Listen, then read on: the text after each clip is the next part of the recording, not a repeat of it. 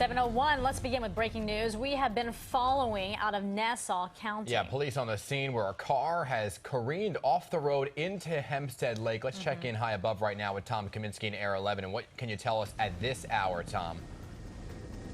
Well, Dan, we've been following this for a little while. This is the ramp where you see all the activity is the ramp from the southbound side of Peninsula Boulevard that would take you to the Southern State Parkway. From what we can determine, there is a vehicle that went from that ramp, went down into that little clearing and right into Hempstead Lake and wound up about 75 yards out into Hempstead Lake. Now, that is the roof of that vehicle.